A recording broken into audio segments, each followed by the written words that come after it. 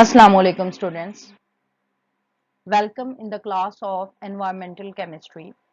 This is the subject which we are going to study in this semester, and the first lecture of environmental chemistry which we will study today is scope of environmental chemistry. Before we discuss about the scope of environmental chemistry, we will see what is environment.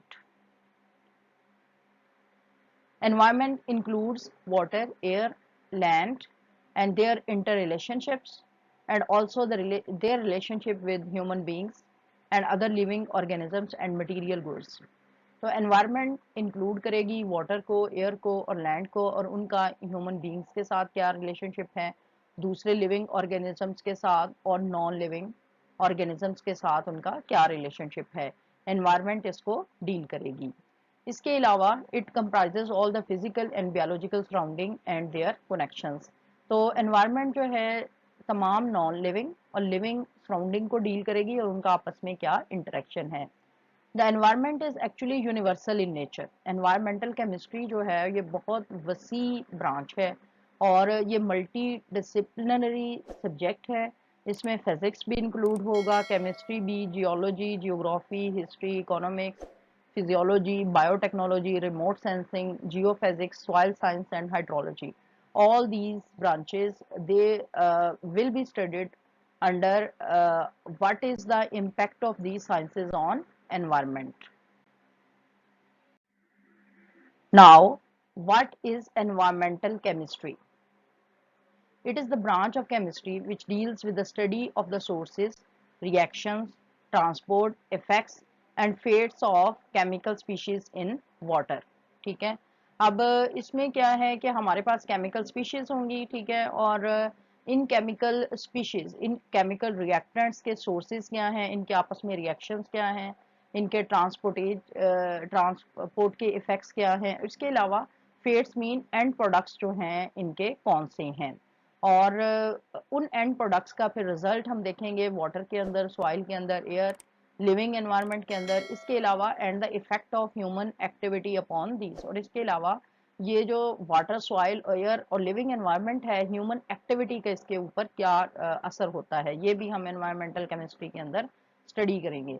यानी environmental chemistry में basically जिन चीज़ों का impact हमने water, soil, air और living environment के ऊपर देखना है वो क्या है, एक तो केमिकल स्पीशीज हैं और दूसरा ह्यूमन बींग्स हैं।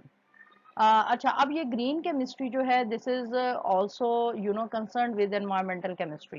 ग्रीन केमिस्ट्री और एनवायरमेंटल केमिस्ट्री का आपस में जो है बहुत स्ट्रॉन्ग कनेक्शन है। ठीक है, अगर हम जाहिर है एनवायरनमेंट को कंट्रोल करेंगे तो हमारा एनवायरनमेंट जो है वो ग्रीन होगा और बेनिफिशियल होगा हमारे लिए।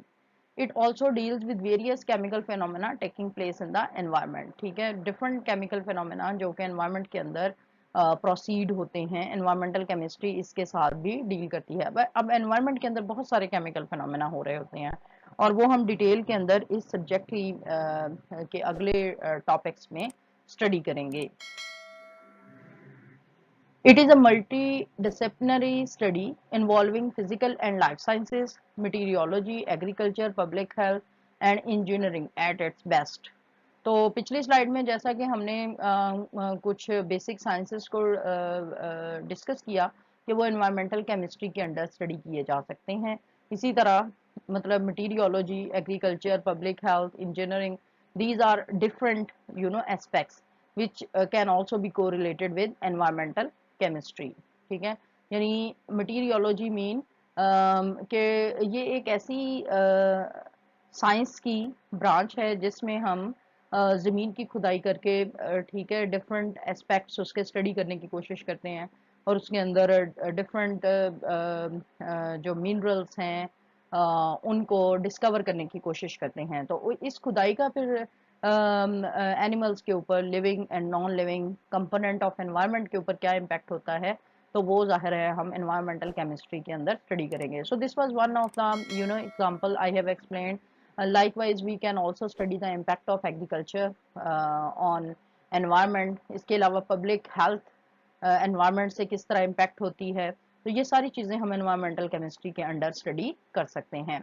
Environmental chemistry is now universally accepted that any future developmental activity has to be considered in the way of its environmental impact. ठीक है, तो एक्चुअली एनवायरमेंटल केमिस्ट्री को बहुत ज़्यादा अहमियत दी जाती है डेवलप्ड कंट्रीज़ में, जैसे यूरोपियन कंट्रीज़ हैं, यूके, यूएसए एट्सेट्रा। तो एनवायरनमेंट के लिहाज से वहाँ पर बहुत ज़्यादा काम हो रहा है। फॉर एग्ज़ाम्पल यूरोपियन कंट्रीज़ जो हैं आइंदा चंद सालों में वो अपनी सारी की सारी जो ट्रांसपोर्ट है उसको इलेक्ट्रिसिटी पे कन्वर्ट करने वाले हैं। ठीक है, उसकी रीज़न क्या है कि जो फ्यूल हम यूज़ करते हैं उनके एंड प्रोडक्ट्स बहुत ज़्यादा टॉक्सिक होती हैं, सॉक्स क्रिएट करते हैं, नॉक्स क्रिएट होते हैं। जबकि इलेक्ट्रिसिटी से उन गाड़ियों को चार्ज किया जाएगा और इससे क्या होता है कि जो हार्मफुल प्रोडक्ट्स हैं वो प्रोड्यूस नहीं होती। So this is one of the way to reduce environmental pollution. Industrial revolution on one hand brought a tremendous amount of revenue to the world but also increased the industrial pollution. So we know this point very well and we will discuss its detail in the forthcoming lectures.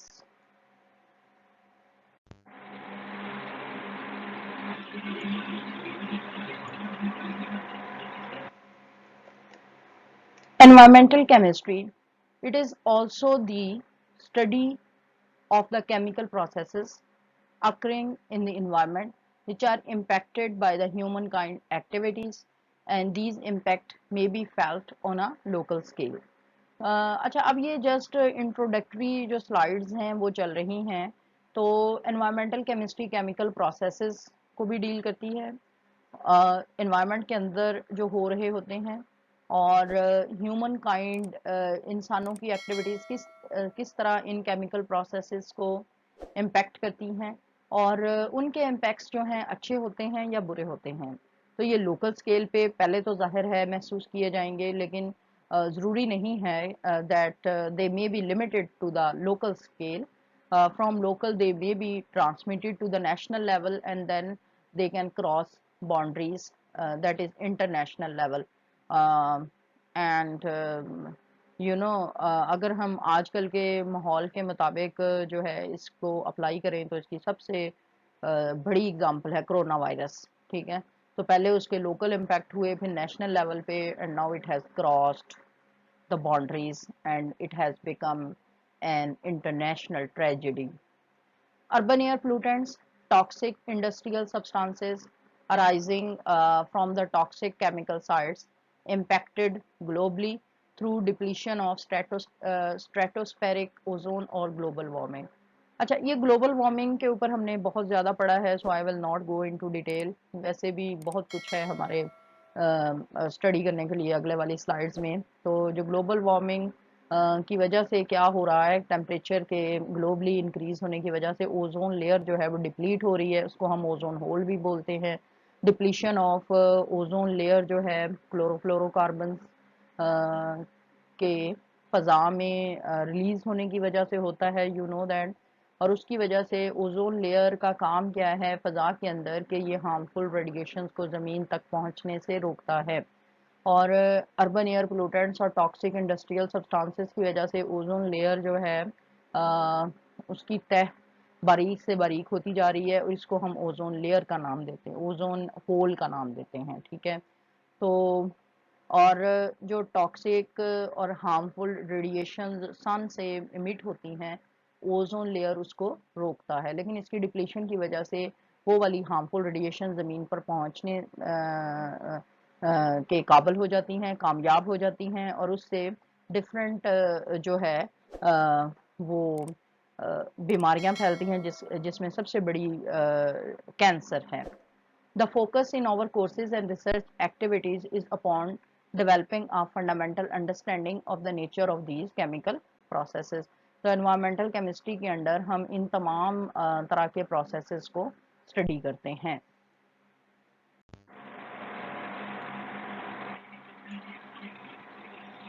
इन तमाम तब्दीलियों को समझने के लिए environmental education बहुत ज़रूरी है। The objective of environmental education is to enlighten the people about the importance of protection and conservation of our environment and need to restrain human activities which led to indiscriminate release of pollutants into the environment. तो environmental education बहुत ही important है message के लिए, लोगों के लिए। और इसका ऑब्जेक्टिव क्या है कि हमने लोगों को ये बताना है कि एनवायरनमेंट को हम किस तरह से महफूज रख सकते हैं, और इसके लिए हमें कौन सी ह्यूमन एक्टिविटीज़ को रेस्ट्रेन करना पड़ेगा, ठीक है। और इंडस्ट्रियल जो रेवोल्यूशन है, जिसकी वजह से रेवेन्यू तो बहुत ज़्यादा हमें मिलता है, लेकिन क्या है कि उसकी वजह से पोllutants एनवायरनमेंट के अंदर रिलीज होते हैं, ठीक है। और उन पोllutants की मिकदार को हमने किस तरह से काबू में करना है, ये सारा हम एनवायरमेंटल एजुकेशन के अंडर स्टडी करते हैं, ठीक है। और इसमें ये एनवायरमेंटल पोllutants जो इंडस्ट्री रिलीज करती है उसको फिर कंट्रोल करने के लिए कि कितना कोई पोllूटेंट जो है उसको एनवायरनमेंट में रिलीज किया जा सकता है, उसके लिए लेजिस्लेशंस बनी हुई हैं। यानी इंडस्ट्रियल पोllutants जो एनवायरनमेंट के अंदर रिलीज किए जा सकते हैं उनकी कंसंट्रेशन कितनी है, whether they are released through industrial water, और या वो चिमनीज इंडस्ट्री के अंदर चिमनीज से रिलीज होते हैं एनवायरनमेंट फ़ज़ा के अंदर, तो उसकी मिकदार कितनी है, ये सब एनवायरमेंटल एजुकेशन में स्टडी किया जाता है। Pollution in different segments of environment like air, water, soil and their effects on environment, these are the important topics of environmental chemistry.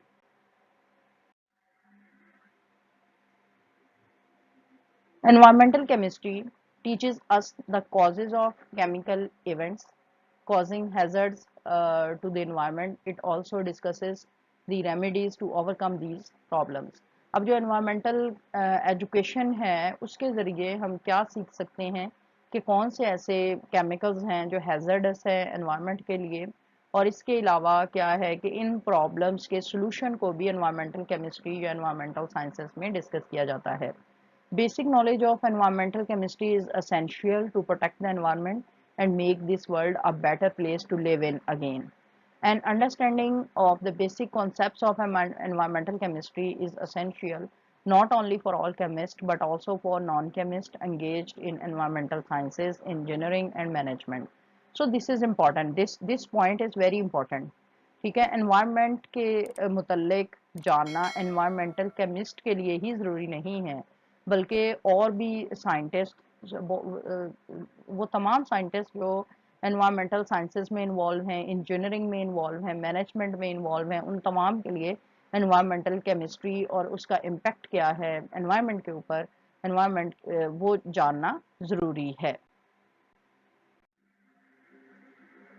Now the scope of environmental chemistry, ठीक है। Environmental chemistry क्यों इतनी important है, ठीक। Environmental chemistry can go into the wide variety of areas. इसकी reason ये है कि एनवायरमेंटल केमिस्ट्री एक्चुअली तमाम साइंसेस के साथ रिलेटेड है। इसमें एनालिटिकल एनवायरमेंटल केमिस्ट्री है, इसमें हम एनालाइज करेंगे air, soil, waste samples for different types of compounds, ठीक है। तो ये हम डिटेल से आगे जाके पढ़ेंगे। इसी तरह टॉक्सिकोलॉजी है। अब टॉक्सिकोलॉजी जो है this is itself a huge science, and इसमें different for example forms of chromium हैं और उसकी टॉक्सिसिटी को किस तरह से हम स्टडी करेंगे। एक्चुअली यहाँ पर पर्टिकुलरली क्रोमियम का क्यों नाम लिया गया है, फॉर एग्जांपल लेदर टैनरीज जो हैं उनकी जो वेस्ट प्रोडक्ट्स वो पानी में छोड़ देते हैं, उसमें क्रोमियम जो है वो बहुत ज़्यादा मिकदार में पाई जाती है। एनवायरमेंटल लेजिस्लेशन के मुताबिक इस क्वांटिटी को इन इंडस्ट्रीज़ को पहले कम करना होता है, डिफ्यूज़ करना होता है, और फिर ही वो अपना इंडस्ट्रियल वेस्ट नदी नालों में छोड़ सकते हैं। तो अगर वो इस लेजिस्लेशन पे अमल ना करें तो क्रोमियम की बहुत ज़्यादा मिकदार नदी नालों में चली जाएगी। फिर ये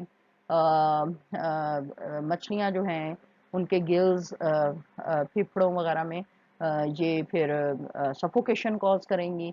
और दूसरा क्या है कि इस तरह फूड चेन के ज़रिए जब वो मछलियाँ ह्यूमंस उनको यूज़ करेंगे तो ये क्रोमियम जो है ह्यूमंस के अंदर भी आ जाएगी, और क्रोमियम जो है ये कैंसर कॉजिंग है। इसके अलावा वाटर ट्रीटमेंट प्रोसेसेस में एनवायरमेंटल केमिस्ट्री का बहुत ज़्यादा अमल दखल है। We will study again in detail in future. इसके अलावा एयर डिस्पर्सिंग मॉडलिंग है, although this is a hot topic but this is outside the scope of over course. अच्छा जी, इसके अलावा जो एनवायरमेंटल केमिस्ट्री के स्कोप्स में हैं, ये हमारे पास हमें फर्स्ट अंडरस्टैंड करना होगा how the uncontaminated environment works, which chemicals in what concentration are present naturally and with what effects। ठीक है, तो इसके लिए क्या है कि हमें पहले ये जानना ज़रूरी है, यानी ऐसे एरियाज़ में जाके जहाँ पर अर्बन रेवोल्यूशन अभी तक नहीं आया, वहाँ पे जाके एनवायरमेंटल साइंटिस्ट जो हैं ये स्टडी करते हैं कि इन अनकॉन्टामिनेटेड एरियाज़ में डिफरेंट तरह के नेचरली जो केमिकल्स हैं उनकी परसिस्टेंस कितनी है।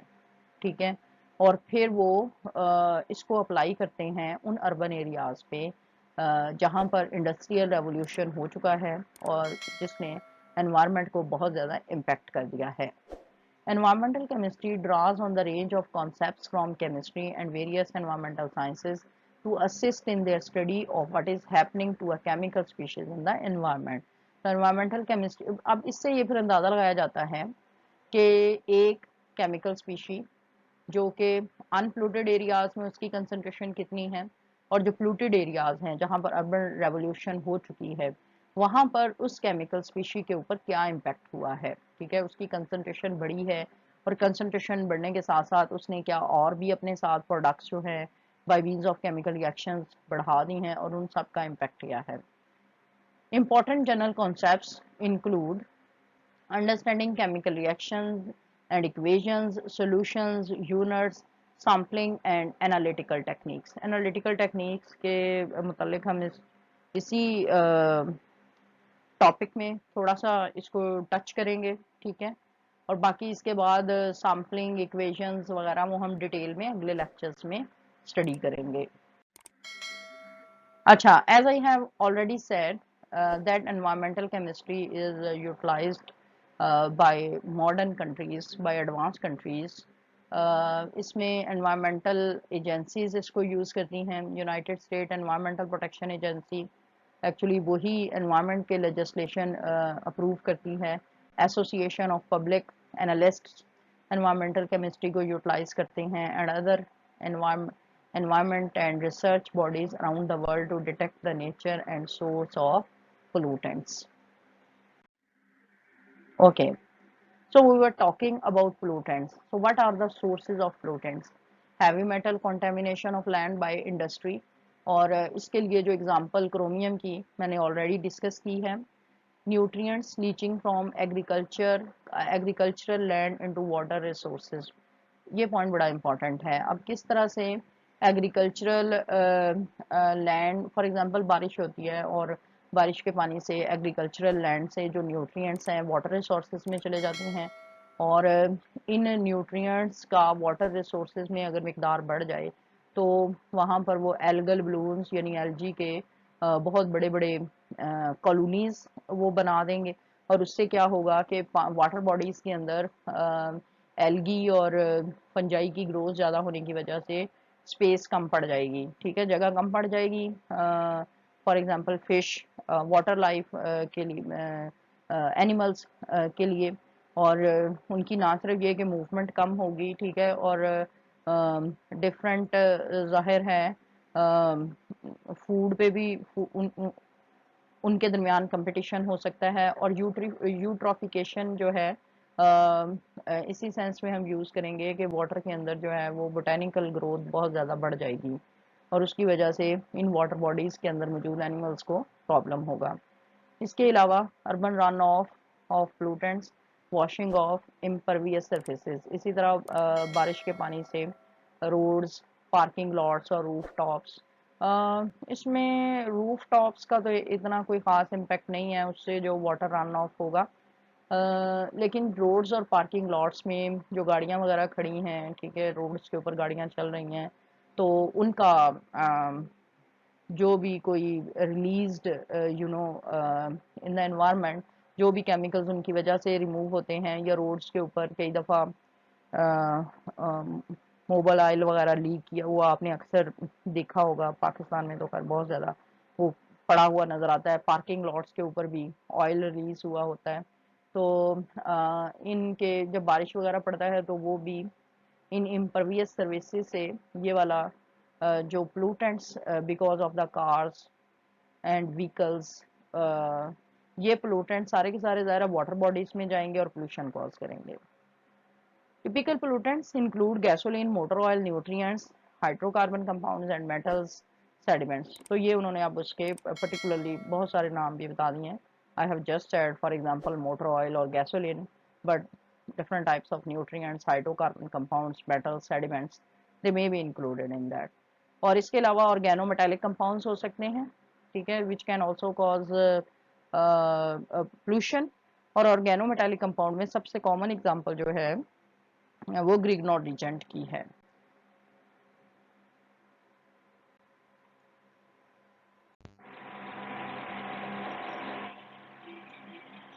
These are the techniques which can be utilized for environmental analysis. These are the quantitative analytical methods, and in quantitative analytical methods के ज़रिए हम कोई भी पोल्यूटेंट जो एनवायरनमेंट के अंदर प्रेजेंट है, ना सिर्फ उसको क्वालिटेटिवली चेक किया जा सकता है कि वो पोल्यूटेंट कौन सा है, बल्कि उसकी मिकदार भी डिटरमिन की जा सकती है।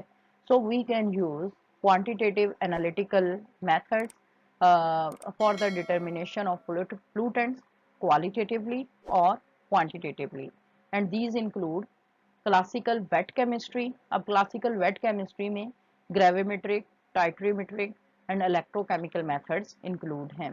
इसके अलावा metals, these are commonly observed by atomic spectroscopy and mass spectroscopy. ठीक है, अब जो मेटल्स हैं उनको डिटरमिन किया जा सकता है, जैसा कि मैंने आपको बताया था पहले भी कि वाटर बॉडीज के अंदर मेटल्स रिलीज की जाती हैं as a result of industrial waste. ठीक है, जो इंडस्ट्रियल वेस्ट है वो वाटर बॉडीज के अंदर ही जाती है। मैंने अपने एमफिल के रिसर्च वर्क में एटॉमिक स्पेक्ट्रोस्कोपी, एक्चुअली मैंने एटॉमिक एब्जॉर्प्शन स्पेक्ट्रोमेट्री को यूज किया था in order to detect the industrial effluents, in order to detect the metals which are present in the industrial effluent। Industrial effluent कहते हैं industrial waste को, जो कि water bodies के अंदर डाल दिया जाता है। तो मैंने क्या किया था कि जो इंडस्ट्रियल एफ्लुएंट है फैसलाबाद के करीब करीब जो इंडस्ट्रीज है वहाँ से मैंने उनका इंडस्ट्रियल एफ्लुएंट हासिल किया था, और उस इंडस्ट्रियल एफ्लुएंट के अंदर मेटल्स की कंसंट्रेशन कितनी है, ठीक है, उसको मैंने एटॉमिक एब्जॉर्प्शन स्पेक्ट्रोस्कोपी से डिटरमिन किया था। और फिर मैंने उसका कंपैरिजन किया था एनवायरमेंटल लेजिस्लेशन रूल्स के तहत कि किस मेटल की कितनी मिकदार रिलीज की जा सकती है इंडस्ट्रियल एफ्लुएंट के अंदर कि वो वाटर बॉडीज में जा सके।